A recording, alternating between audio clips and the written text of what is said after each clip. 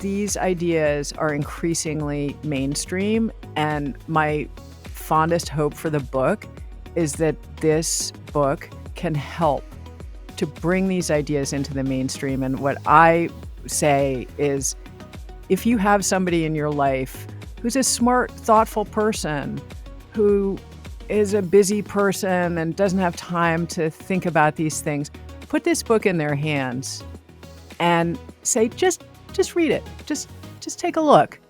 We're just really excited. I mean, this is a chance for our issues to hopefully reach people who are outside the urbanist bubble, let's say. I always joke on the show, and I've talked about this with Sarah many times, that like my ideal listener for the podcast and reader for the book is my mother-in-law who lives in suburban Chicago and drives a convertible and has always wanted this car. She loves it. I, again, don't expect her to throw her car keys, into Lake Michigan. I just want her to see that this is something worth changing. And we want people to understand that, like, okay, they might put a bike lane on your street or, put a new bus route through your community. You don't have to, we don't really care if you're never going to ride a bike or never ride the bus. We just want you to understand why this stuff is happening. Hey everyone, welcome to the Active Towns channel. My name is John Simmerman, and that is Doug Gordon and Sarah Goodyear, and we are going to be talking about their brand new book, Life After Cars. It is a good one, but it is a long one, so we're going to get right to it with Doug and Sarah.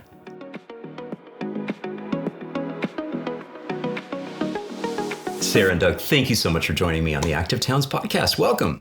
Thank you so much for having us. We're really glad to be here. So for those people who, there might be a handful of them, don't know who the heck you are, really quick introductions. Sarah, start off.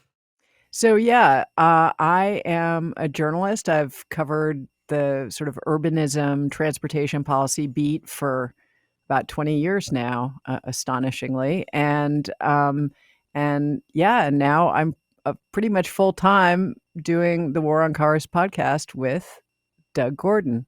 Yeah, and I'm Doug Gordon, and I'm a Safe Streets advocate. I've worked in television, and yeah, I am one half now of the podcast, The War on Cars, and co-author of Life After Cars, I guess, which is a new thing to be saying. Yeah, co-author of Life After Cars, which is going to be published this fall, and excited to talk about that too. Yeah, and we'll bring up the cover photo for Life After Cars in just a moment. Fabulous book. I just mentioned before we hit the record button that I've just finished reading it. I loved the way that you blended in the themes and stories from the War on Cars podcast. And we have to give Aaron a little bit of love, one of your co-founders to the War on Cars. I know he's since moved on and is really focusing on other things, including family life and stuff like that. So, but yeah, you want to say a quick word about your third musketeer in terms of getting the podcast started? Yeah, I mean, we all came together in 2018 because we decided that there wasn't really a news outlet or podcast or anything like that covering the car as a sort of fundamental issue in American society, North American society, global society. And so we talked about it for a long time. I mean, we talk a little bit in the book about the naming of the podcast, and we had all of these kind of wonky names like Streets Pod and all that kind of stuff. And it was Sarah who said, this is sort of the podcast about the war on cars, which I think a lot of your listeners or your viewers would know is sort of the thing people cry every time you take a parking space and turn it into a bike lane or a bus stop or something like that. And so, yeah, we started in 2018 and we're still going strong. Yeah. And I think that for all of us coming from different sides, advocacy, journalism, combinations of both of those things, it was an opportunity to talk about these things in a way that more traditional journalistic outlets or advocacy outlets weren't necessarily making space for at that time. And so the ability to reach outside of the bubble by doing a podcast that was intentionally often humorous, kind of dealt with pop culture, this was never, ever, ever supposed to be a wonky, let's interview a planner for 45 minutes about what that planner did in this city. I mean, that's great, and we've done some of that, but we really wanted to show that the issues we talk about are issues that every single person in society deals with on a daily basis, and they're life altering, life changing issues, and they're invisible to many people. And so, a big part of what we try to do at the War on Cars is to make those things visible to people who may never have thought about them in that particular way. So that's like a big part of the mandate of the podcast. Yeah, exactly. And as you mentioned, you do address the title and the naming of the podcast in the early part of the book. And I like to talk about here on the Active Towns channel all the time that the themes that we're talking about here on the channel are trying to create safer, more inviting, people-oriented places. It's not per se a war on cars. You guys got the name kind of became part of the culture war narrative based on an actual event. Please go ahead and share, either of you, that actual event that when that terminology, the war on cars, first started to get into the general consciousness. Yeah, we talk about it in the book. Way back in the 1910s, 1920s, this idea of a war on cars was actually something that we should actually be familiar with today in terms of what we're trying to do. You had farmers and other people in rural areas. This is the sort of Peter Norton history that a lot of your viewers would be familiar with that we talk about in the book. We quote a researcher, Paul Ferry, who found all of these examples from back then of people in rural areas essentially waging a war on cars, coming from the city on joyrides and laying down gravel in the roads to slow them down. This assault from the city on the suburbs, on the rural areas by drivers. Flash forward to, the 90s, let's say, the early 2000s, and that's been totally reversed because cars have won. And there are lots of people and politicians who have used the phrase war on cars over the decades. But the one that we talk about and really was the inspiration for the title of the podcast was Rob Ford, the former mayor of Toronto. When he was running, he was really against, it was a reversal. It was the suburbs waging a war on the city. It was drivers coming into the city, not liking the bike lanes and the transit lines and all of those things that were, from their perspective, slowing them down. So he, when he was elected, said, ladies and gentlemen, the war on the car is over. And this became a big part of his time in office, RIP Rob Ford. So when we were trying to name the podcast, and Sarah said, well, it's sort of the podcast about this war on cars that everyone's talking about, we realized, sort of in the tradition of a lot of social movements, you sometimes reclaim words and phrases for your own movement. And, it also, I think, to Sarah's point, reflected the tone we wanted in the podcast. And the title reflected this idea of this is not just the policy that we're going to be talking about, not just the planning that we're talking about. This is the culture. There is no part of your life that is not defined somehow by cars, even if you never drive. The shape of housing, the shape of your streets, the design of all of these things, how far apart things are from each other, the cost of goods and services, what we see on the news and how we consume information, our politics, it's all wrapped up in this. So we felt a kind of culture war angle for the podcast was entirely appropriate. Yeah. And one of the interesting things too about this whole dynamic of it being sort of co-opted in a way, or really adopted in a way as a culture war issue, is that when you are part of the status quo, any change or threat to the status quo becomes a threat. And you guys address a little bit of this in the book as well. Do you want to expand upon that a little bit, Sarah? Yeah, if you're a person with privilege, any mention of that privilege is perceived to be an attack on your existence. And I think that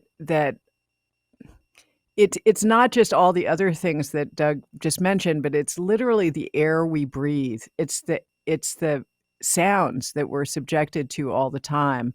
We write about this a lot in the book, that there's this sort of ambient uh, this negative ambience that's created by cars, that we're all struggling against all the time without even realizing that we're struggling against it. And yeah, I think that for us to take the war on cars as a name, it was a signal that this is a radical perspective in that it is asking people to fundamentally reassess things that they take for granted, and to understand that the thing about cars is that there's nobody left that has a living memory of life before cars, right? So in the book, we're trying to help people imagine what a life after cars would be like. And that has to be something that's powered by imagination. And because we just don't have that. And I think a lot about the internet. And I think you and Doug remember life before the internet.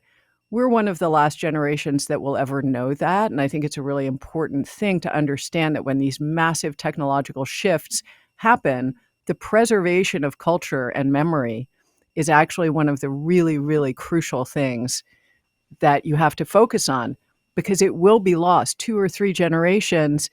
It's lost. That's why Peter Norton's work is so essential, because he takes that stuff from the sort of just vanishing living memory, the things that happened in the 1920s and 30s that my grandmother would have remembered, my great grandmother would have remembered, but those things are slipping away in the river of time, right? And Peter reclaims that.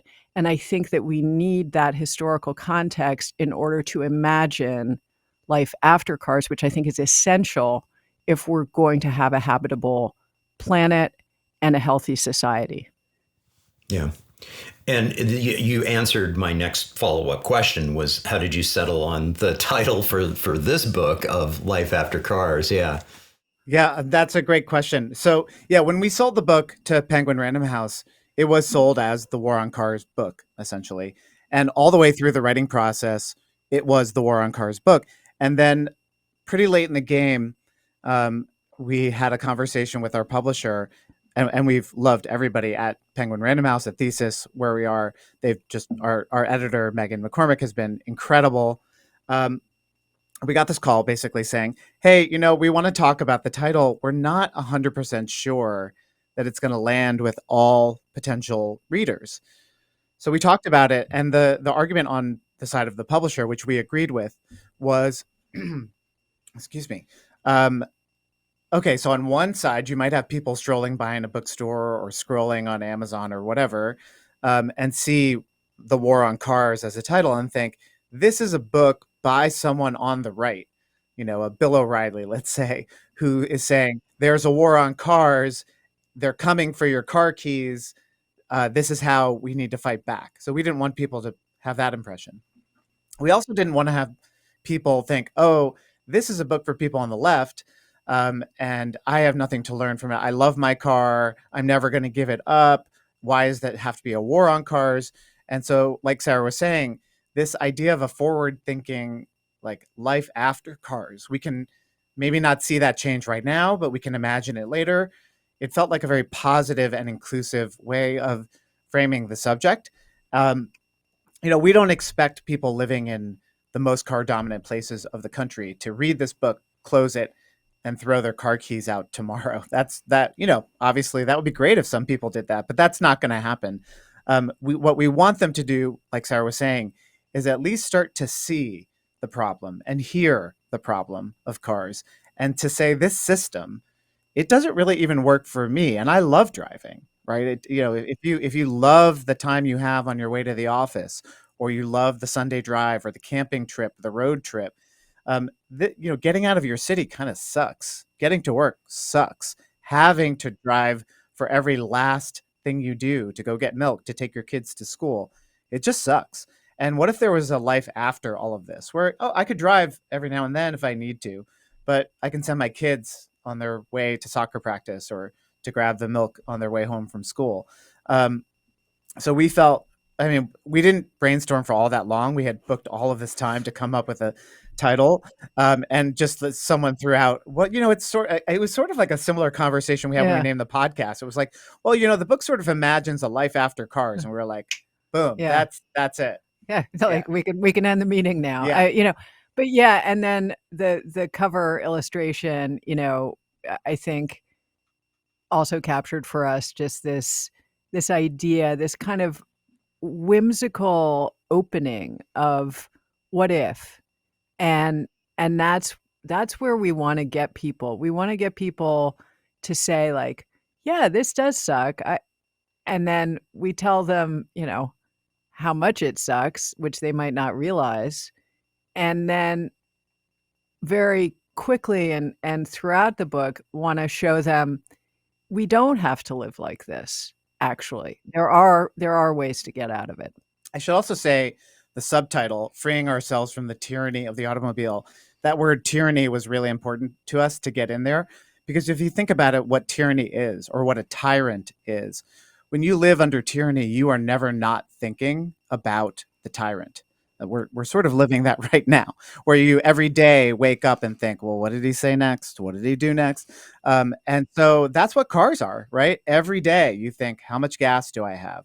How much is that repair bill going to do? You check the traffic report, or even if you're just listening to the radio, if people still do that, the traffic report comes to you. There's no escaping cars, even if you don't drive, even if you're not driving that day. There's no escaping cars. So that was really important to us to get that word tyranny somehow onto the cover of the book. Yeah. And, usually when I, sort of paraphrase and reference, hey, what we're talking about here is not truly a war on cars. It's sort of a battle against car dependency. That tagline, subtitle also sort of, is similar to freeing ourselves from the tyranny of the automobile.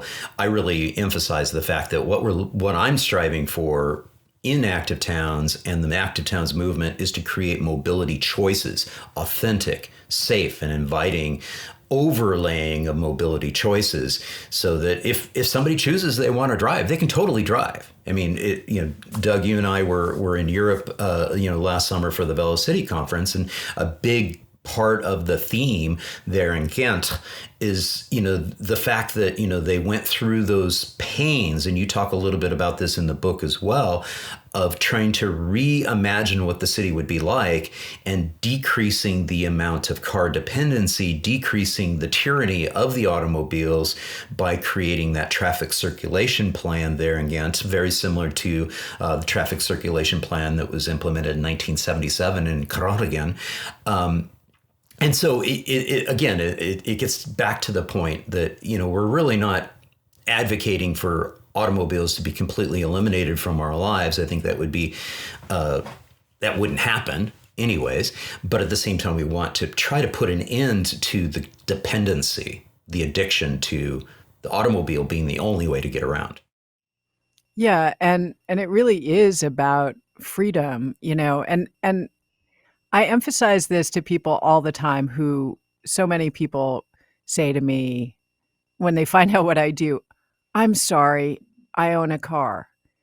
And I'm like, "Of course you own a car. You live in the United States of America. I mean, I hope you own a car to get around." I mean, in most places, you really need that to be a fully enfranchised member of society, and not owning a car has become a luxury good in the United States of America. It's actually because living in a walkable neighborhood like the one that I live in Brooklyn, is out of reach for most people, and the only neighborhoods that are within even the remotest kind of affordability are car dependent.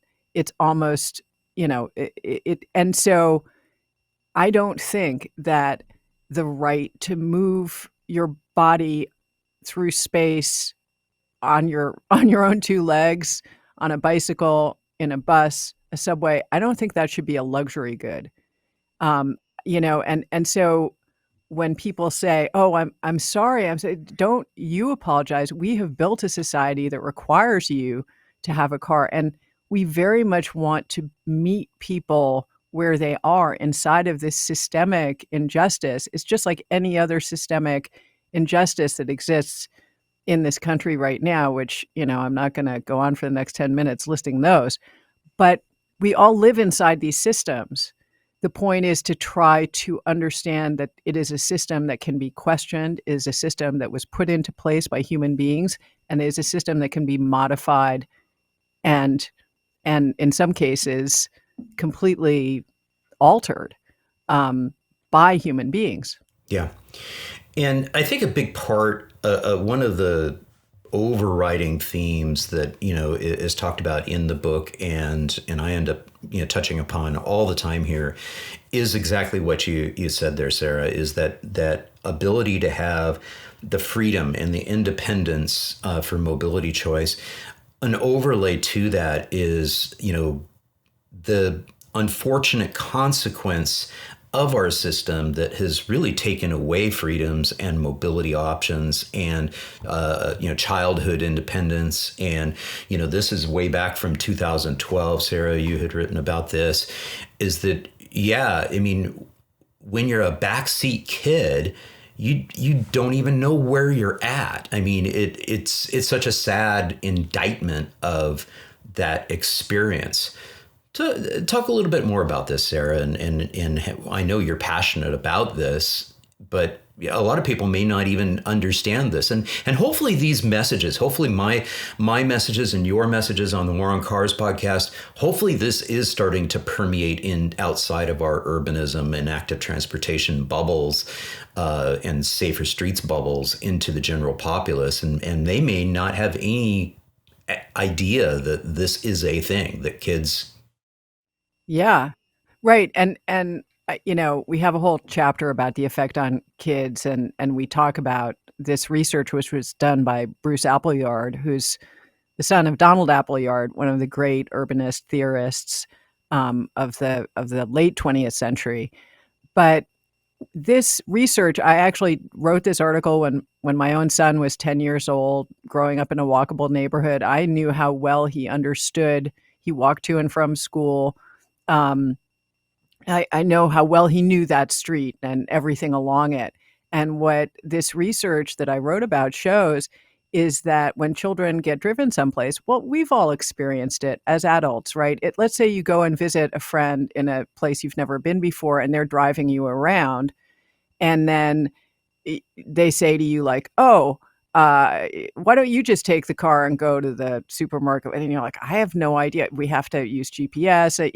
Like we are not oriented in space when we drive around as passengers in cars. And for children, that has a really fundamental effect on their ability not just to know where they are, but to learn how to navigate space, how to navigate new spaces, to learn a sort of set of practices about how to orient themselves with landmarks, how to, sort of experience what distance means. All of those things are robbed. Our children are robbed of that, and it's really tragic. Like, and this is all happening in the context of a society where children are increasingly treated as these precious objects that we have to protect them from this and that and this harm, and they have to have organic. How many parents feed their children only organic foods because they're terrified of them being exposed to something, and then those same parents every morning take that child and strap them into a vehicle that not only is a part of a system that is one of the primary causes of death and injury for children in this country. They do it routinely because they have to, but it also robs their children of a kind of cognitive development that is something that until 50 or 60 years ago was a universal experience for human beings and hominids, and going back millions of years. So it's a pretty profound thing to it's a pretty profound way to limit our children's ability to develop. Yeah. It's funny because in the book, I talk about a conversation I had with my daughter a couple of years ago. It's probably 3 years ago now. Every summer, she spends a little bit of time with my in-laws who live in suburban Chicago, and we live in Brooklyn, in a small apartment. And there was one summer where she called me and said, Papa, I think we should move. And I said, why? She said, I want my own room. She shares a room with her brother because we live in a 2-bedroom apartment, because that's what sometimes you have to do in New York City. And I kind of let it go, but I was like, look, you have a lot of freedom to walk around and do stuff that your friends don't have. And she pushed back. I want my own room. The next summer, she called me and said, Papa, I think I understand why I like living in Brooklyn. And I said, okay, tell me what's going on. And I talk about this in the book, is that she said, every time I want to do something while I'm here in suburban Chicago, visiting her camp friends, and anytime we want to go somewhere, the movies, the mall, all the things that kids want to do, my friends end up fighting with their parents over who will drive them. Because inevitably, if they say, hey, I want to go to the movies, it's, no, I'm not getting home from work until 7 o'clock, or I'm busy, or I have to take your brother to soccer practice first, so I won't be able to take 3 more kids in the car, etc. My daughter said, I realized anytime I want to go to the movies, or I want to go, walk around Soho with my friends, or whatever it is, I just tell you where I'd like to go or ask you, and you say, sure, just tell me when you'll be back. And she said, look, I fight with my daughter. She's a teenager. We have disagreements, but we never fight over that. And she was like, that's pretty cool that we never have a disagreement over where I can go and what I can do. And that's been true, sort of like Sarah was saying, since she was 10 or 11 years old. And in most of the rest of the country, that's not true until they're 16 or 17. And even then of course, you have the worry of like a car crash, or what if you can't afford a third car in your family? So that freedom argument works both ways, because the reason they have those fights in the suburbs between parents and children is because the parents are busy. I wasn't feeling that well this morning, so I slept in. When I woke up, my daughter was gone. She was on her way to school already. Imagine if I had to wake up and was feeling terrible and had to drive her. So, I think that freedom argument is something we want to talk about throughout. It's not just for little kids who get the freedom, sort of like Bruce is talking about in his study, where kids have this freedom to notice things in their neighborhood and really take in where things are. It's parents and adults get freedom as well. Yeah. Yeah, and I really emphasize too that what we're talking about is all ages and all abilities. And so, if it's an environment like Tim Gill, a recent guest on the podcast, emphasized, if it works for children, it's going to work for everyone across the entire spectrum, lifespan. And so if it's working for that 8-year-old, it's going to work for that 88-year-old as well. And I was so delighted to see that the Appleyards work, both Donald and his son Bruce, work was profiled in your book, because one of the things, and this is the cover of Bruce's book, Livable Streets 2.0, channeling the most iconic image from his father Donald's book, which came out, I think, in 1982. I know the work that he was doing in San Francisco. You guys talk about it in the book. I think it was started out in the 60s and 70s and all that. It's iconic stuff because this is also bringing in an additional concept of sociability, and this is really emphasizing, and I think you may have mentioned this as well, Sarah, is that the connectivity of your neighbors and the difference that happens with the level of motor vehicle traffic, high speed traffic, and volumes of traffic. Really, really quickly, would either of you like to kind of walk us through what these diagrams mean on the top of this book? Yeah, well, Donald Appleyard was at UC Berkeley at the time, and he got involved in doing this research as part of the city of San Francisco's planning process. And they looked at what they called a heavy traffic street, medium traffic street, and light traffic street. And they looked at a variety of things that were happening on those streets socially, including how many friends people had on the street, how people felt about leaving their apartments, how people felt about the noise and the traffic as it was passing. But it was really the social aspect that is most striking about these studies, which have since been replicated, including in the United Kingdom, that people who live on heavy traffic streets don't have as many friends on the street. They don't have pretty much any friends who live across the street. Whereas on a light traffic street, people know their neighbors, and they might even know people who are on the other side of the street. And they just have an idea of their street as being a social place, a place in which there are human connections and networks. And it's a very elegant way of looking at it. It really shows that one of the things that they found was that families, even people who had grown up on a street, as traffic got heavier on a street, they might move away from that street because they didn't want to raise their children on it. So there's another breaking of a generational connection that lends depth and richness and health to people's lives. And that many of the people who ended up living on the highly trafficked street were people who kind of got left behind. There were a lot of older women who were, maybe widows. And then their isolation was even deeper because as the traffic got more and more, they just retreat into their apartments, and isolation is real. And this is just something, again, getting back to this idea that we sometimes don't have the living memory to help inform us, that the prevalence of cars and the exponential growth in the vehicle miles traveled in the United States has separated us from each other socially. It is a fundamental part, and we talk about this a lot in the book, and I think it's super important, is a fundamental part of the isolation and division that we are suffering through right now. And I don't want to discount the role of social media, the internet, and all of that, but this was happening before the internet.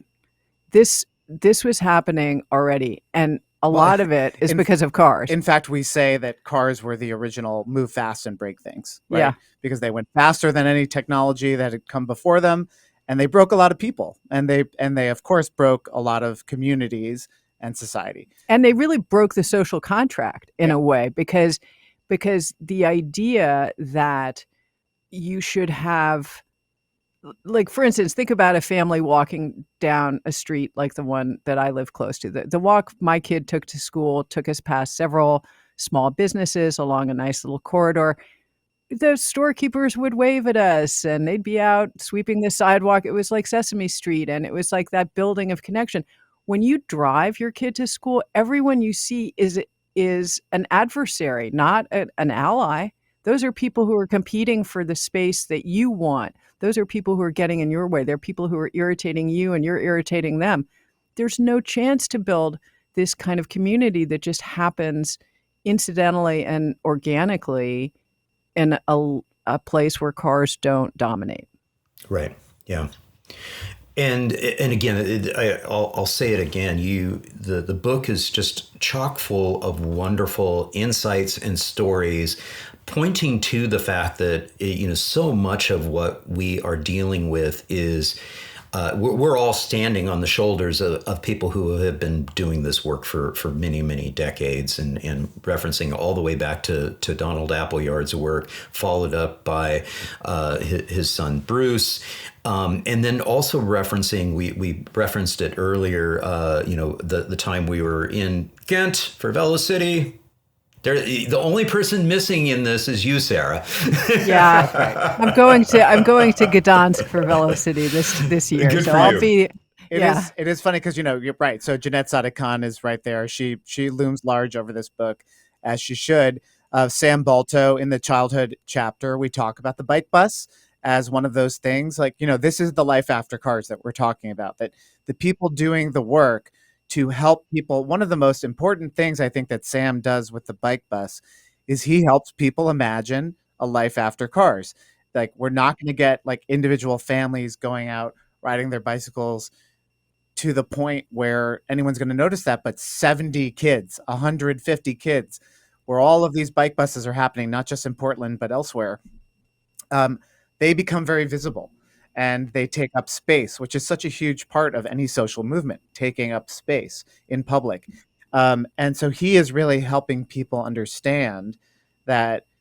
Also, he's helping people understand not just that kids have this right to independent mobility, but as we talk about in the book, and we quote some kids. I went to Montclair, New Jersey, to the bike bus there. Um, the kids themselves say, "I feel better when I get to school. I'm ready to learn." They're doing better in school. They get to see friends. In the Montclair bike bus, they have bike buses that will split, and then one goes to one school and one goes to another. Well, in a lot of places, if your good buddy from preschool goes to a different elementary school, you got to make a real effort. Your family has to make a real effort for you guys to see each other. But thanks to the Montclair bike bus, these kids get to see each other every morning that they do the bike bus. And they remain friends. These social connections that they forged when maybe they were 4 years old stay with them when they're 10, 12, through middle school. Um, so yes, we talk a lot about the bike bus because the other thing is we didn't want every chapter to just be like, here's why cars suck. There's a lot of that. But we really wanted to make sure that when we understand what cars are doing to ourselves, we're pointing towards a way forward. So in the childhood chapter, yeah, we talk about what living on a high traffic neighborhood or community does to children, but then we talk about the people and the places that are seeking to repair this damage and point a way forward. And Sam Balto is a very good example of someone doing exactly that. Yeah. I like to emphasize too that activities like bike buses and walking school buses and activities that are trying to enhance awareness and really we see the same thing with open streets events and cyclovias is giving people the ability to imagine what life would be if our streets weren't completely dominated by cars and if people actually felt welcome in those environments. And, Sam and I have talked about this extensively where, he'd love for Bike Bus not to even have to exist. That it's just the fact that, the streets, are safe and inviting and the kids do simultaneously their own bike buses, like we see in the Netherlands and increasingly in other places like, here in Ghent, and, creating an opportunity for people to feel like all ages and abilities feel like they have freedom of movement. There's that word again, and you're not being threatened. Now, in the book, you start to shift at the end of the book. You start to shift towards strategies for moving forward and some success stories. And one of the success stories, as we alluded to earlier, was in fact the traffic circulation plan in Ghent. And Philippe, was identified and kind of talk about that. Doug, would you like to talk a little bit about that? That story of Ghent and not only the success story, but the rough patches, because it wasn't just all roses and everything. Because anytime we try to do anything, there's resistance, there's challenges. Yeah, so we have a chapter in the book on political leadership, and it's one of the things that it takes to change cities. The city of Ghent is one of the examples. Paris is another example. Sarah was there and did some reporting on that. And Emeryville, California, with John Botters. Sarah also had interviewed Mayor John Botters, then Mayor John Botters. But yeah, so I was in Ghent for the Velocity conference, and it was just wonderful. So, it's a really interesting city because, like a lot of European cities, we tend to think as Americans, oh, these cities always were walkable, always were bikeable. And sure, in their medieval era, they were. But in the 20th century, they went down this path of accommodating cars just like everybody else. They built a highway through them, basically the middle of the city, and um, cars were flooding every last corner of the city that you can imagine. And there was a small pedestrianized center, the historic center. Um, and in the 90s, they had tried to, make this permanent. And at the time, it was so controversial that the mayor at the time got a bullet in the mail. Um, Turned out it was ironically, a shoe store owner who felt that pedestrianizing the center of the city would hurt his business. So some sweet irony there. But they went Apparently, ahead they with were it. very. They must not have been very comfortable shoes for walking. Right. I guess maybe formal dress shoes, right? So they went ahead with it, and it was a big success. Um, cut to 20 years later, and 10, 20 years later, things are starting to regress. Traffic is filling up again. Ghent is a very economically successful city over the last many years. They've got 2 universities that are quite big, and none of this was working. So yeah, Philippe Watteau, who's the deputy mayor for mobility, says, we need to take this pedestrianized center and we need to expand it. And not only that, we really need to figure out a way to kick out the cars that don't really have a reason to be here. They found that a huge percentage of the drivers who are accessing the city were just cutting through. Ghent is surrounded by this big ring road, and so people, to avoid traffic or going the long way, would just cut through. Well, right there, that's a trip that you don't want in the middle of your city. And every city has this cut through traffic, people not shopping, not visiting family, people who don't live there. Truly the tyranny of a car, right? Imposing all of these costs on other people. So they came up with, inspired by Groningen in the Netherlands, which you had mentioned, which, like Ghent, small, was surrounded by this sort of external ring road, didn't have a lot of space for traditional bike lanes and carving out space just for bikes, just for pedestrians, narrow streets. They studied that plan. And what Philip Watteau said, basically, I want my city to be a cycling city, not because it's good for bikers, but because it's also good for everybody, even if they'll never get on a bike. So you heard the story while you were there. They spent years developing this plan. They had lots of community meetings and all the kinds of stuff that you would see in any city when you're doing something this big. He also got death threats, Philip Watteau, and he was under 24-hour police protection for 6 weeks. That's how heated things got. He was going to ruin the city. It was going to destroy business. And eventually they did it. And what they did was, as you can see from the picture, they didn't add a whole lot of bike infrastructure, although there is great bike infrastructure in parts of Ghent. They changed the direction of some streets. They cut off access for drivers at some points where you used to be able to just drive in, cut across. Now you'd have to take a sort of circuitous path through different zones. If you were in one zone of the city and wanted to get to the one next to it, you'd have to go out, around, and in, which would mean then that you would only make that car trip if you really had to. Otherwise, you'd take the bus, walk, or bike. And it took years of planning, but the change actually happened overnight. We talk about it in the book of almost like a army campaign with surgical precision. They went in, thousands of signs, they painted new markings on the street.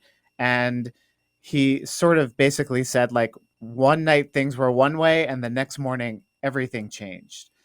And the best part about the story, and he told this to me directly, and I think you probably heard this when he was speaking in Ghent, was he went out for a bike ride with a journalist from one of the big Belgian newspapers. He thought that was a suicide mission. He thought he was going to run around on this bike with a journalist and have people heckling him and screaming at him, "You've ruined the city," and that the headlines would be, controversial new plan, a failure, say residents. The opposite happened. Everywhere he went, people said, "Why didn't we do this earlier? How come it hasn't been this way forever?" One person called him the best composer the city has ever seen. And if you know anything about Ghent and its history of music and classical music, that is maybe the highest compliment he could possibly receive, because they said that where once you could hear just cars, you could hear birds, you could hear children walking and laughing and playing. You could hear just you literally can stand on a street and hear like the whir of bicycle gears and chains. And you were there. It's remarkable. It's a really lively city. Um, I was there. I was there during at the very end. We were there, I think, during the World Cup, and like the people were filling up the streets. But it was just like it was still quiet. It was like so amazing. So, Ghent is a really good example of we tend to think of these fights as you're going to put a bike lane on the street. You're going to do that. No, you just need to, our friends Chris and Melissa Bruntlett say, the best, any good bike plan really is a car plan. It's reducing the number of cars in the city, slowing the traffic speeds, making sure they don't have unfettered access to every last corner of the city. And then boom, and yeah, when you ride around Ghent, it's amazing. I would purposely go out at rush hour just to see it, or the middle of the afternoon when school was getting out, and it was lovely. It was really wonderful. So that's a big part of that chapter of the book. Yeah. Now, Sarah, I was really glad that the Paris story was also addressed in here, because when we think about political will, that is one of the great success stories that we come to. And I, like many other people, have sort of defaulted to the Cliff Notes version of we need cities with and leaders with political will, like Mayor Hidalgo in Paris. But you do, when you kind of expand upon this, there's a lot more subtleties to this. And again, yes, she won re-election and all that, but it was a lot closer than what we give things credit for. I mean, history has a way of doing that. Doug, you had mentioned Caron again in the circulation plan that we're now pointing to. I mentioned that was way back in 1977. I think if I remember right, it only passed by like one vote. These are like contentious things. Expand upon the success story, Sarah. Well, I spoke, I think it was back in 2019, maybe. It was pre-pandemic. I spoke with Krzysztof Najdowski, who was a deputy mayor for green space in Paris at the time.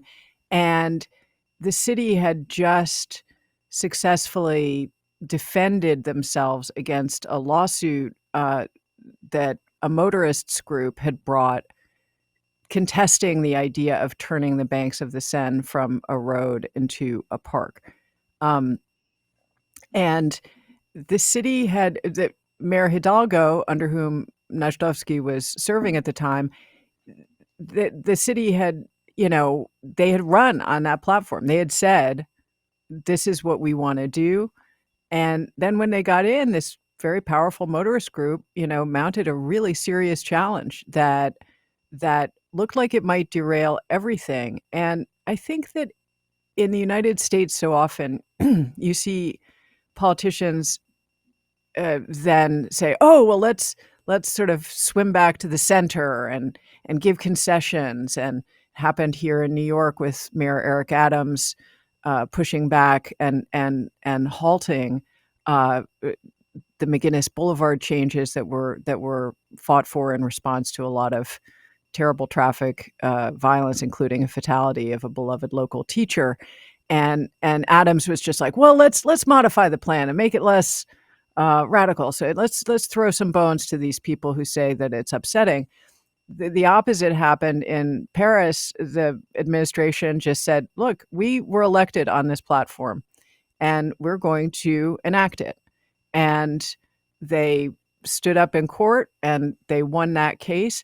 And I don't know if you've been to Paris recently, but I go pretty often because I have family there. The banks of the Seine are now just a completely accepted public park. It would be bizarre to say, let's put cars back in. Then the school streets, green spaces. Paris is a place that doesn't have a lot of green space in central Paris. They have a couple of big parks there, but they don't have a lot inside the city. And yeah, these school streets are creating that. The bike routes everywhere. And bicycling has become just a hugely popular form of transportation in the city where it makes a ton of sense in so many different ways. But it really required the mayor and her team to take a lot of crap over it. And like, I don't know how well you know French culture, but French people like to complain. They like to find fault. They like to argue. Argument is very much a part of the ethos of French culture. And there were a lot of complaints. There was a hashtag Saccage Paris, which, basically means that the sack of Paris, the demolition of Paris. And that's what some people were calling these bike lanes and school streets and public spaces and green spaces. Well, there's that war language again. Yeah, Basically. Yeah. exactly. Exactly. And so, but the administration stood firm, and yeah, the electoral margins were thin sometimes. And I sometimes like to say, like, hard times are actually hard. Hard things, if you say something is hard to do, it's hard. And like, I think in the United States sometimes we think, oh, we'll just say, yeah, we can get through these hard times, but then when the times actually get hard, we're not prepared. We thought that was just something that like we would gesture to, or there was some kind of that was just a thing that you say instead of actually living through. Sometimes you have to actually live through it, and you have to put yourself on the line, and that's what political leadership is. It's not someone who stays in power at all costs by pandering to whoever spoke to them last. That's not political leadership. Political leadership is having the courage of your convictions and being willing to lose on the courage of those convictions. And the stakes are very, very high. But I don't think, and I mean, we could talk about this in the United States context ad infinitum, accommodationism doesn't work when it comes to really serious policy decisions. You need to believe in what you're doing, and then you need to do it. And you need to be willing to take the consequences and take the heat. And if you're really delivering policy that is really good for people, people will see it. And I would just like to say, congestion pricing, I think there's a brand new poll out on congestion pricing here in New York, and that's a great example. Public opinion has swung by something like 20 points since in New York State. Not just the city. In New York City now, the policy is above water, more people approving than disapproving. But in New York State, I believe there was a 20-point swing. It was down 22 points, and now it's basically even of whether people think it's a good policy or not. Why? Because it has delivered on every single promise that was going to be made. The air quality is better. The traffic is less. People can drive more quickly. Kids are getting to school earlier because school buses are able to get through traffic. It's fatalities and injuries are down. I mean, you could go on and on. And so I think if you do implement these policies and you have the courage to stand by them, and you don't just cave the first time somebody pokes at you, and you're delivering really good policy results, guess what? People notice that. And it makes a difference. And anyway, Paris is amazing. If for those of you who haven't gone there in a long time, you will find, I mean, I've been going there my whole life because, like I say, I have family there. The transformation in the last 15, 20 years, and even the last 5 years, has been nothing short of a revelation. And it's made, one of the world's great cities into just a showcase for what we could all be doing if we just had the guts to do it. And that's the point that Philip Botteo makes too, is that, you are elected to do things, and they didn't make a secret of their plans when his, administration, when the mayor was running. They said, this is what we want to do.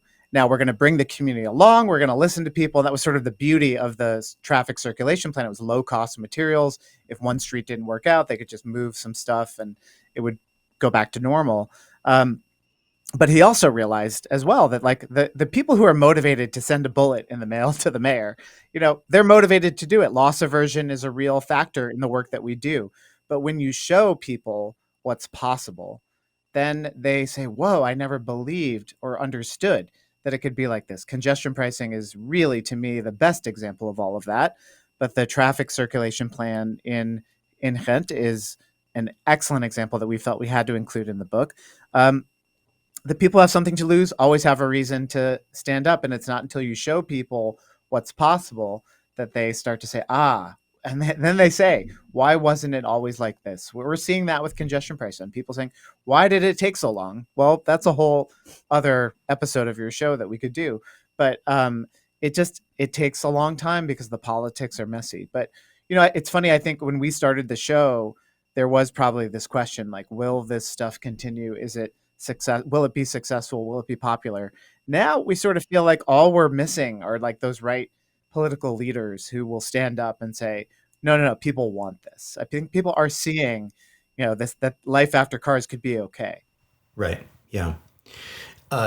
So I'm wearing my 15-minute city, shirt here from a recent one from Tom. I'm going to zoom in on his shirt here so folks can see that. And again, it's as it says here, it's not really a conspiracy. I'm just lazy. I just want to be able to have meaningful destinations within easy walking distance to, from where I'm at. And the point that I want to bring up here with bringing up the 15-minute city, it's not a conspiracy, is that's kind of what we saw spin up, is like in certain cities, around the globe, when they try to emulate what we saw in Groningen and in Ghent, it sort of gets framed as, oh, you're trying to take our cars away, or you're trying to confine us to only 15 minutes. We can't actually get out. And things get really, you're laughing there, Doug, and you're smiling there, Sarah. It's like, yeah, it's almost it's like, really, we're going there? But yes, really, we're going there. Just like that knee-jerk reaction of oh, this is just a war on cars, what you guys are trying to do. You touch upon this in the book a little bit about how things do get spun up into these conspiracies and things of that nature. Would either of you like to expand upon that more? Well, I would just like to say, whenever there is this kind of conspiracy theory or this kind of culture war attack, ask yourself who that benefits. Ask yourself who might want us to not move away from car dependence, to not move away from dependence on oil and gas and other fossil fuels. And are you saying there's a conspiracy to keep us locked in our cars? I'm just saying that nothing like this just comes up out of nowhere, right? There are huge global forces behind this that are economic. They're not a bunch of dirty hippies sitting around in some cave somewhere trying to deprive everyone of their freedom. They are well-known major corporations that are subsidized by every single government on this planet. So I really, that's the first thing I think of. Who's benefiting? Why would somebody want everyone to think that this 15-minute city thing is a conspiracy to rob them of their freedom? Yeah, so we have a chapter in the book on bike lash and culture. And, sort of like we're talking about, this is the culture we're swimming in. Cars are everywhere. And anything that pokes at that is going to, provoke a reaction, right? We sort of riff on the idea that, like, when you're accustomed to privilege, everything looks like oppression, right? Change looks like oppression. It's like, when you're accustomed to free driving and free parking, the sharing the road feels like oppression. And so people react very strongly, and they tend to look very inward, and they have fears. How is this going to work for me? I think, the video you showed of Paris was really good. People often say, well, what about people with disabilities? Like, in that video, you can see that there are designated parking spots for people with disabilities. It's just that they've gotten rid of most of the other cars for people who could perhaps choose another way of getting around. So yeah, we talk about in the book, I've been at the forefront of a lot of the bike lash stuff here in New York for a long time, along with a lot of my fellow advocates and Jeanette Sadik Khan and other folks who've borne the brunt of these conspiracy theories and the powerful forces from Murdoch owned media that claims that there's a war on cars. Um, and yeah, I think you just have to push through that. I think to put a positive spin on it, like if your city is provoking this sort of bike lash or conspiracy, I guess it means it's doing something good, right? So that, we talked about it on an episode of the show, the 15-minute city conspiracy, really originating in Oxford with their traffic circulation plan, which is similar to Groningen's and Ghent's, in terms of not adding a lot of infrastructure, but limiting where cars can go. Um, and I think it's one of those things where you just have to push again, you just have to push through. And the conspiracy theories end up looking pretty silly. Um, it doesn't mean they go away. We sort of talk about reaction to change as being the sort of like Kubler-Ross 5 stages of grief, and it's not linear. Sometimes these feelings happen at once: the denial, the anger, the bargaining. We don't always get to acceptance by all people, but I think that's sort of a fallacy too. The fallacy of consensus. We all live in big cities and even small towns. You're never going to get everybody to agree on everything. You just have to push through, activate that latent minority, well, I would say latent majority, sorry, that really does, if they saw these things, would like them. And then you're, not set forever. We always see backlash continuing. We're seeing that in New York with a lot of stuff. But yeah, bike lashes, it's a big part of it. These are big changes. This is, as Sarah said, there's nobody alive today who hasn't known the street out front of their house looking the way it has looked for their entire lives. And now you're going to come along and take 3 parking spaces to put in a bike share station. You're going to take 100 parking spaces to put in a bus lane. That's big stuff. So you can see how people get really, like no one wants to look at their neighbor or the media and say, I don't know, this just sucks for me and change is hard. So they have to keep it at arm's length and say there's a conspiracy to get me out of my car. So it's an easier way, but we'll push through. Yeah, and when you mentioned, bike lash, and you mentioned the school streets video that I shot in Paris last year, and Sarah, I've been documenting Paris since 2015, and it's been really encouraging to see that transformation. There's plenty of streets that are still just choke full of cars, and so there's still an awful lot of work to be done.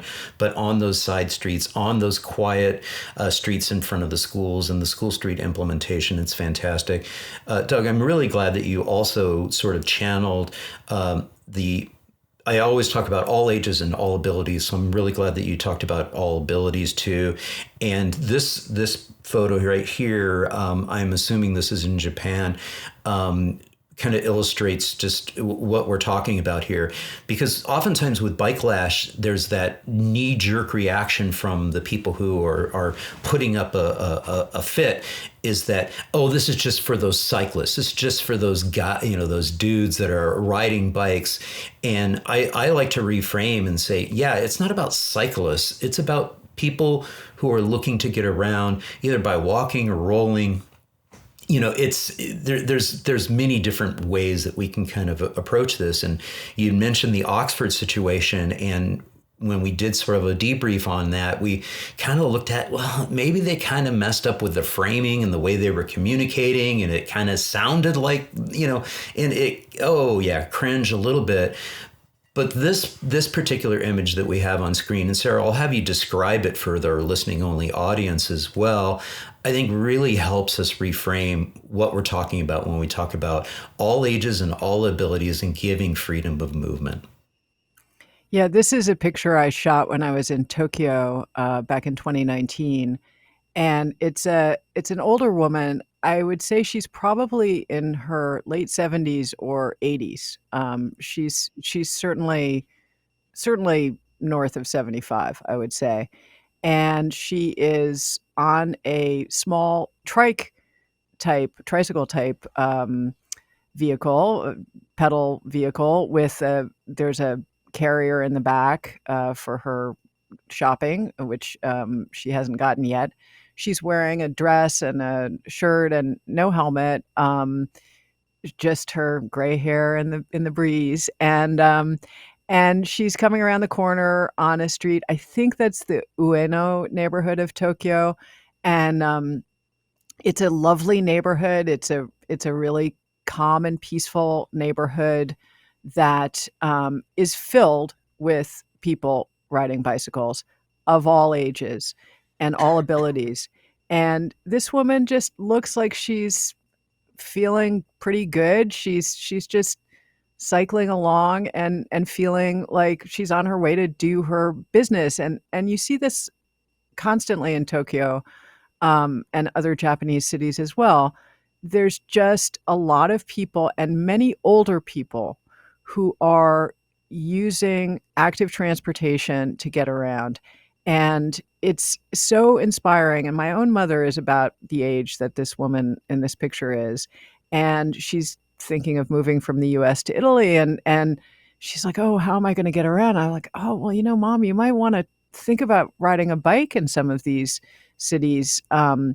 And she just hasn't been on a bike in so long. And it just makes me really sad that this kind of mobility is not available to older people in most of the United States. When I was in southern France, I was in a town where a lot of people go for health treatments, a very, sort of middle of nowhere spa town. And there's lots of people who are quite ill there. And many of them were riding bicycles. And I saw a woman riding an e-bike through the downtown, and she had an oxygen cannula. And she had her oxygen was on the back of her e-bike.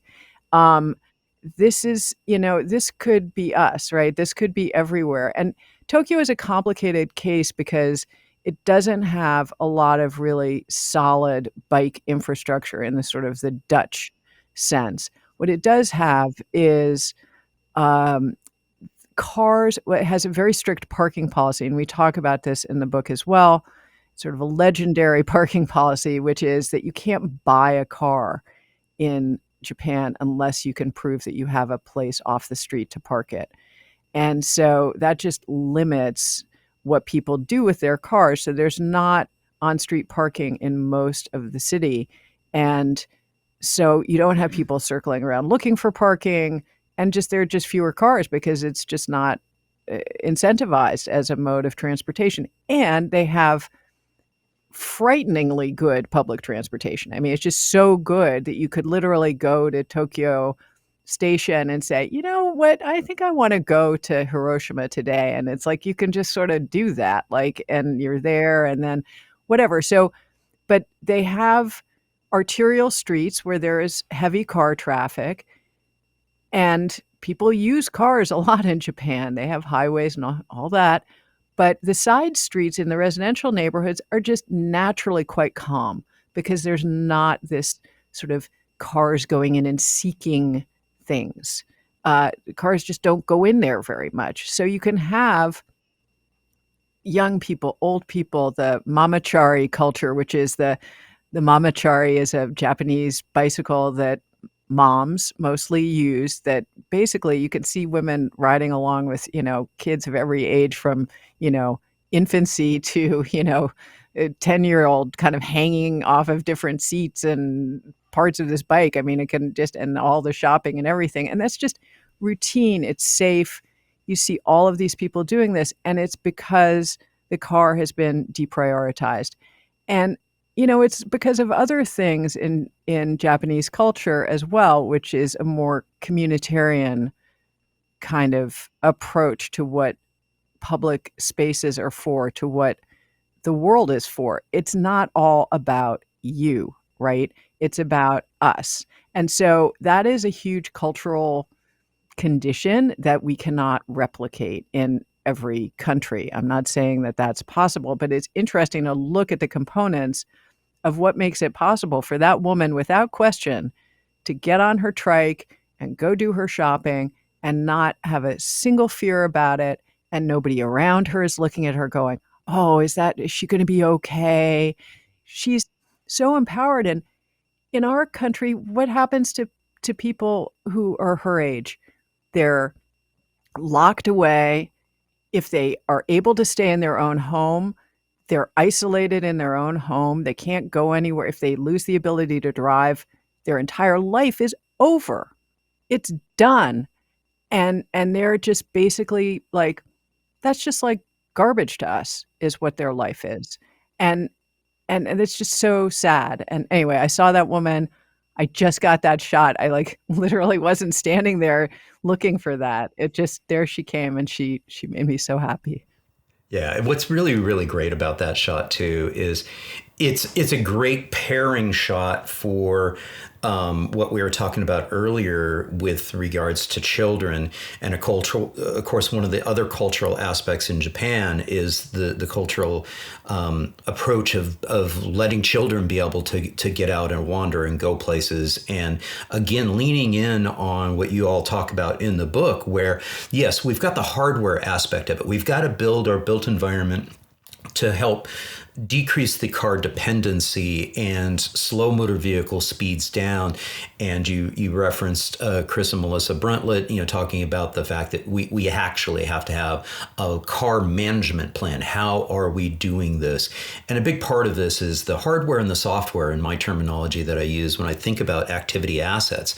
The activity assets within a city that are the hardware, we can put a pin in a map and say, we've got a protected bike lane over here, we've got a pool over here, we've got a park over here. But this software activity assets, the things that we think about that are, the management plans, the policies, the things that we put in place. And you reference, Chris talking about, we can sometimes intellectualize what we mean by the carrots of being able to build, in a system, and we've got the safe and inviting network, but then, the sticks part of it. What do you have to change human behavior that encourage people to change? And you all are experiencing, a little bit of the carrot and the stick right now with regards to congestion pricing. Doug, I'll have you say just a quick word about that, because I think that fits well with what this narrative of the hardware and the software, the carrots and the sticks. Talk a little bit about congestion pricing or decongestion pricing, which is probably a better way to phrase it. And then I want to shift gears, and we'll end with a little motonormativity and how cars bring out the worst in us. So, but let's talk a quick bit on decongestion pricing in New York City. Yeah, it ties back to everything Sarah and I have been saying, and we talk about in the book about political will. And one of the things that Chris Bruntlett, who I love, I've learned so much from following him and Melissa and reading their books. One of the things he says, and I totally agree with, is that a lot of elected officials will say, oh, we put in 100 miles of bike lanes last year, or they'll do a ribbon cutting on a bike lane and pat themselves on the back and say, good job, everybody. And then a year or two later, nothing's really changed. The mode share in their city hasn't changed. That's because it's not enough to just say, here are these nice things. Here's a bike share system. Here's a place to park your bike. You have to make it safe for people to ride. And that means taking on the car. That means really having a traffic circulation plan, a car management plan that says, what are the vehicles that we believe belong in our city? I liken it in the book to Richard Scarry's Busy Town, if you remember those books from when you were a kid. The milkman, the fire truck, the garbage truck, and other sanitation vehicles, like other delivery trucks, the ambulance, things like that. Those are vehicles we want in our town. We should have those things. Services need to happen. Emergencies need to be responded to. But the person who's only just cutting through, no, we don't really need that person cutting through my neighborhood. The person just parking their car on the street because they drive to their country home on the weekend, that should not be your city's concern. Your city's concern should be getting people where they need to go efficiently and safely. And so congestion pricing is like this, to use your software analogy, like this killer app for unlocking walking, cycling, and better driving. It should be noted, for everybody who lives in the city, because we put in all the bike lanes. We have a huge bike share system with 100,000 or more trips per day. But up until the beginning of this year, we just had crushing traffic in New York City that made walking and cycling and driving unpleasant. Now you charge drivers $9 and they have to think like I have to think when I take the subway or take a taxi. How much is this going to cost me? Is it really worth it for me to take this trip? Could I do it by another means? And we've seen all of the benefits that have been unlocked. And that took political courage. I mean, we don't have to get into all the stuff that Kathy Hochul did that led us to this moment that were not exactly the most politically courageous things to do. But finally doing it and sticking with it as it's under threat from the Trump administration does take political courage, and she should be celebrated and complimented for that. And that's part of the job of advocates, is to know when to whine and complain like the French, or like New Yorkers, but also to know when to say, hey, thanks, like this is good. So that stick of congestion pricing combined with our pretty good, look, the subway gets a bad rap sometimes, but it's pretty amazing, with our excellent bike share system, with our growing bike lane network. Those carrots and those sticks have been, like I said, the sort of the killer app for unlocking just a better city. Yeah. To kind of close this out, I want to again end with giving a hat tip to Ian Walker's work on motonormativity, and absolutely delighted to see that included in, because we've been bantering around for decades, in this arena, the windshield bias and car brain. Kick it off. What do you want to say about motonormativity and kind of that, I guess, giving up of like, we don't even realize for most of us in society how much the framing and the brainwashing has happened. And I'm always baffled at how incredibly powerful it is, and it even slips into like our verbiage and our language. Who wants to attack that? Yeah, I mean, Ian Walker's work is just so interesting, endlessly interesting and provocative.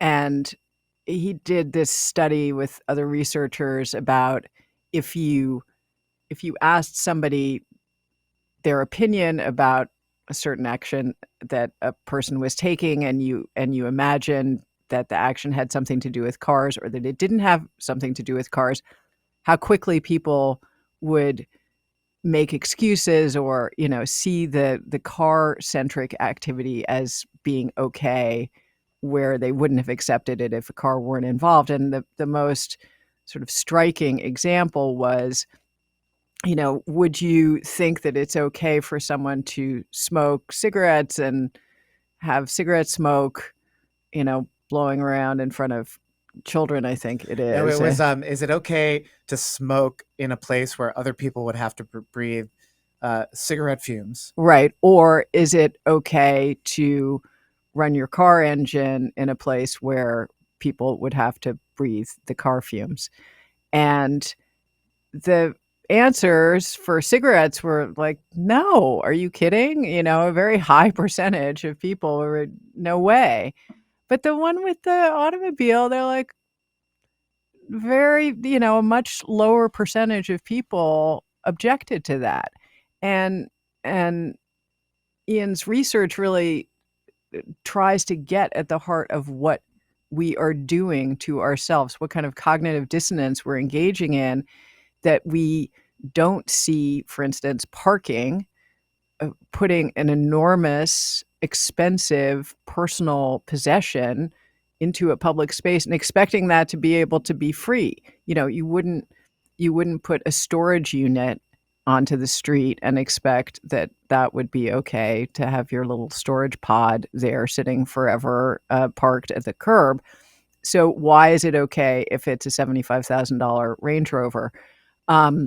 Actually, because I'm important, Sarah. That's my car, right? It's probably a low price for a Range Rover Yeah, these days, also. Yeah. But anyway, so I think that this idea that our brains literally make excuses for cars automatically at this point, and trying to help people see that is just so important, and that's why we love his work. I mean, it's really good stuff. I would say that's what we're trying to do with the book, is really to help people see not only like in Professor Walker's work that they hold cars to a standard that they don't hold anything else in their lives, but the car affects you at a level that you don't. Of course, you understand that driving affects what time you get to work.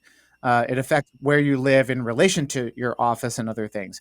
But I don't think we really see what cars do to our physiology, our way of thinking, our our politics, all of these ways in which this thing, the car, which really kind of ties it back to why we decided to do the podcast and name it what it is, but certainly what the book is about, that the car is this central figure in the 21st century and has been for the last 100 years. And it's never really gotten its due as this highly impactful thing that literally drives economies. I mean, think about how much the price of gas affects elections, right? In very bad ways, usually. Well, So I think that's sort of. speaking of driving, Doug, apparently it drives you crazy too. Oh, I mean, Yes. my wife will joke about it. I will literally, I'm a person who walks and bikes around the city all the time and is under threat from drivers. In many of those cases, I get into a car and my wife can set her watch to sort of when I'll be like, will you get a load of this, asshole? I don't know if I can swear on your show. Sorry. But Yes. you brought up Goofy there. There's the famous Goofy. um, Motor Mania Motor Mania, Mr. Walker, and and Mr. Wheeler. Mr. Wheeler, where Yeah. it's the same. It's Goofy, and in one, he's just a mild-mannered neighbor living in his suburban place. Gets behind the wheel of a car, and he turns into a total monster. That's true. Like Sarah said, a really good example is, let's say, the school line. If you get there late, you're like, oh, look at all these people in front of me. Yeah, those are parents of children in your classroom who your kid is probably friends with. And instead of having a lovely thing where you walk your kid or bike your kid to school and then talk, hey, do you want to get coffee afterwards with some of the parents? They're just enemies to you. They're in your way. They're your adversaries, like Sarah was saying. And so, yes, this is. I actually think this is coming up on a major anniversary. So, like, don't get me started on the Disney stuff. That would be Oh, I again know. a whole other show. But like, that's what we're trying to do in the book. Say, like, you don't have to live like this. You don't have to live in a world where you don't know your neighbors as well, where your air is foul, where your planet is heating, where your kids can't walk to school, and where life is just a little worse because you have this albatross of car payments, of the car itself and where to park it. And you don't have to become, Mr. Mr. Wheeler. Like Jekyll and Hyde, basically. Yeah. Yeah. And yeah, I mean, this is what I wrote about in that article that you had the screenshot earlier. This happened to me.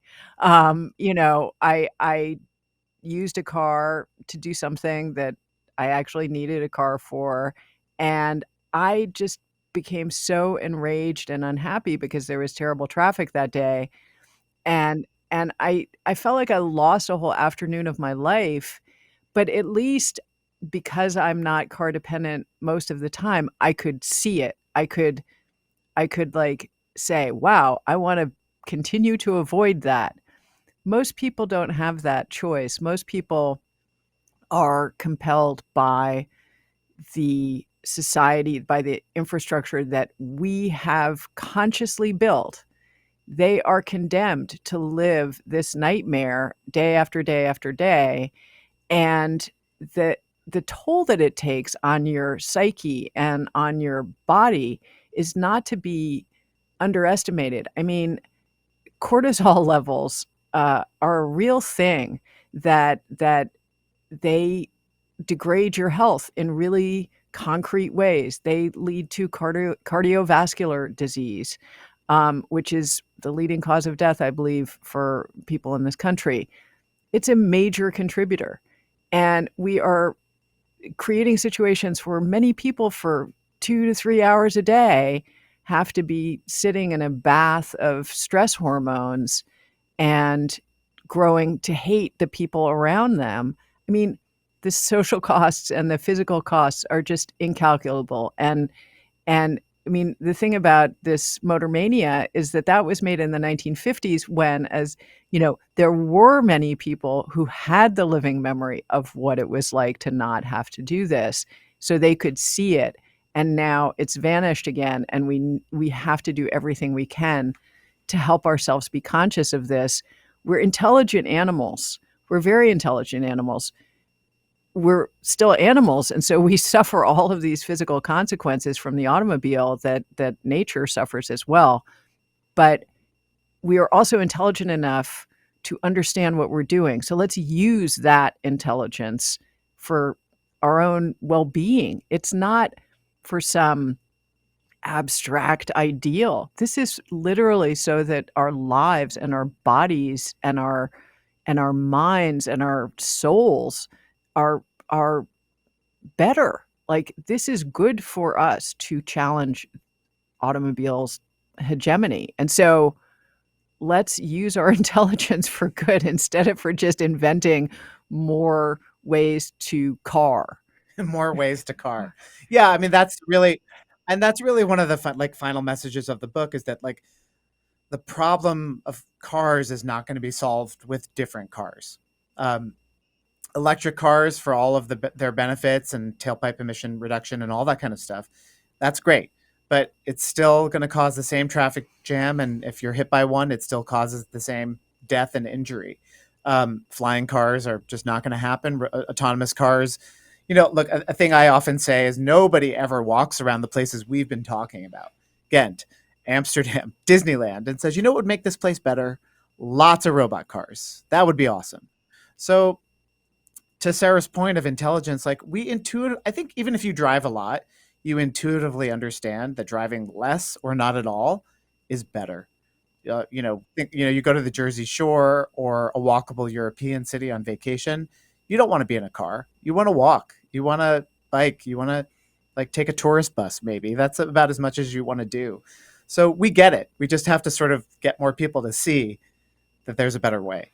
Yeah, and as far as the effects of cars, I do want to electric cars. I do want to put in a word for nature, which is actually the thing that makes it possible for us to be alive, and that we are actually part of, is that electric cars and autonomous cars don't solve the problem of automobile infrastructure, which is in itself, and we get into this in the book, one of the great destructors of animal habitat. The number of animals in the world has gone down dramatically since I was a child. I think it's like 70% or something crazy like that, fewer animals overall.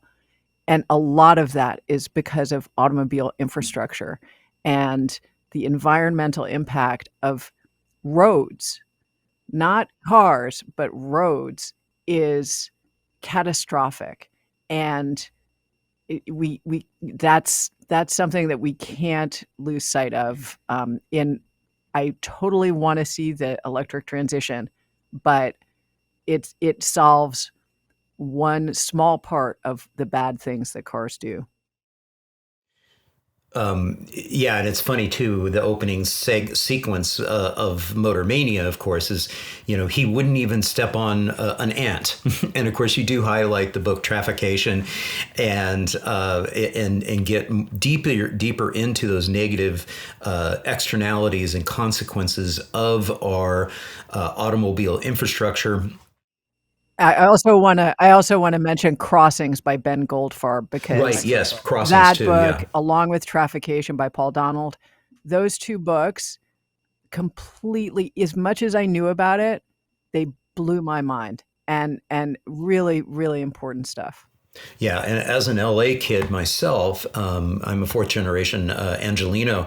I have been following the story of the archipelago, the island effect, and the mountain lion, and trying to reconnect that habitat. And I spend a fair amount of time trail running up in the mountains above Los Angeles and above the Hollywood sign. I used to do mountain biking up there too, and so it was really cool to see that story be part of this. Doug and Sarah, this has been such a joy catching up with you and talking about, and super excited about the book coming up. Final words from each of you on the launch that's coming out in just a few days of the book.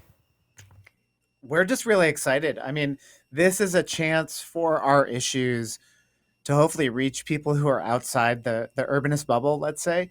Um, you know, I always joke on the show, and I've talked about this with Sarah many times, that like my ideal listener for the podcast and reader for the book is my mother-in-law who lives in suburban Chicago and drives a convertible and has always wanted this car, and she loves it. I again don't expect her to throw her car keys, into Lake Michigan.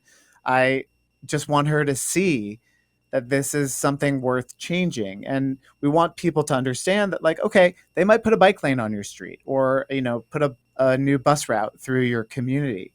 You don't have to. We don't really care if you're never going to ride a bike or never ride the bus. We just want you to understand why this stuff is happening, because there's a movement out there that wants it to happen. And for the sake of our bodies, our planet, it should happen. And I'm just really excited. When we announced the publication of the book, our listeners were just so excited, and the response online has been amazing. We're going to be doing a live tour all over North America, and we're really excited to just get this out there into the world. I don't think I can say much more than that. We're just really excited. Well, first of all, you could say lifeaftercars.com is where you'll find out Yes. about all of that.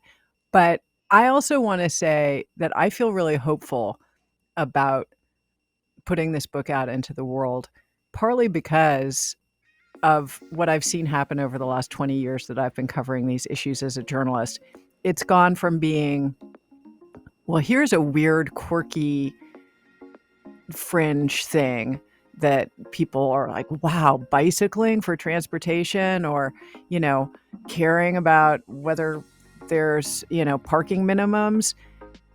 Now these ideas are increasingly mainstream, and my fondest hope for the book is that this book can help to bring these ideas into the mainstream. And what I say is, if you have somebody in your life who's a smart, thoughtful person, who is a busy person and doesn't have time to think about these things, put this book in their hands and say, just read it. Just take a look. And I think that you might be surprised. What I hope is that this is an approachable mechanism that people can use to learn that maybe some of the things that they feel intuitively about their own lives not being satisfying, not being easy, not being convenient or comfortable, maybe they'll see themselves there, and then they'll be like, oh, we could live differently. And then they can become part of that conversation. That's what I hope for. Yeah. And again, available this fall, in a couple of days. Also available out on my bookshop here for the Active Towns podcast, Life After Cars. Doug Gordon, Sarah Goodyear, thank you so much for joining me on the Active Towns podcast. Thanks, John. It was a pleasure. Thank you so much. Hey everyone, I hope you enjoyed this episode with Doug and Sarah about their new book, Life After Cars. And if you did, please, give it a thumbs up, leave a comment down below, and share it with a friend. And if you haven't done so already, I'd be honored to have you subscribe to the channel. Just click on the subscription button down below and ring that notifications bell. And if you're enjoying this content on the Active Towns channel, please consider supporting my efforts by becoming an Active Towns ambassador. Super easy to do.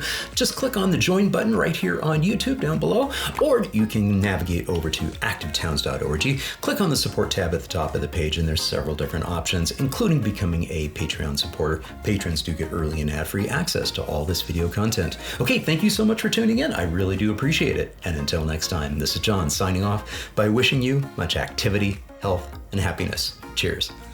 And again, just want to send a huge thank you to all my Active Towns ambassadors supporting the channel financially via YouTube memberships, YouTube super thanks, as well as making contributions to the nonprofit and joining my Patreon. Every little bit adds up and is very much appreciated. Thank you all so much.